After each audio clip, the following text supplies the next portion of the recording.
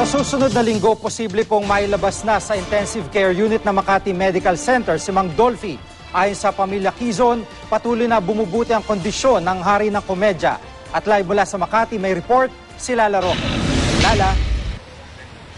Jiggy, himala ng maituturing ng pamilya Quizon ang patuloy na pagbuti ng kalagayan ni Dolphy. Kaya naman, laking pasalamat nila sa lahat ng nagdasal para sa hari ng komedya.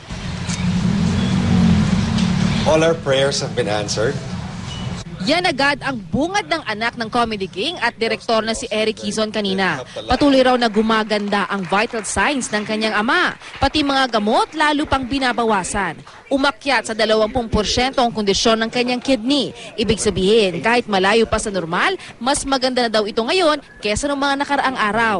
Magiging tiyan at lahat ng intestines daw ng kanyang ama maayos na gumagana. Dahil dyan, posible na rin lumabas na ang hari ng komedya mula sa intensive care unit ng ospital. Hopefully by next week, Monday or Tuesday, baka ilipat na siya sa isang regular room.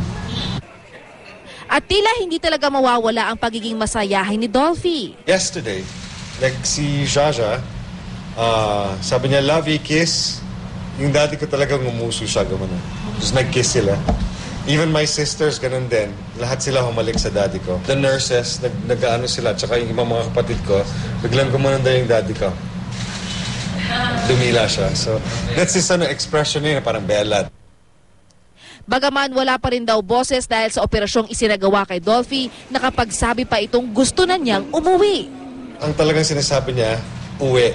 Uwi na tayo. So gusto na niyang umuwi.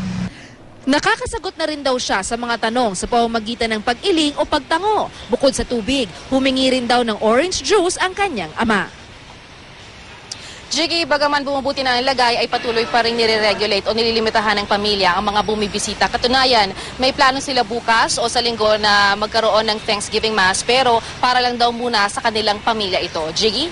Pero sigurado, Lala, marami pa rin yung bumisita sa kanya kahit hindi man nakalapit kay Mang Dolphy.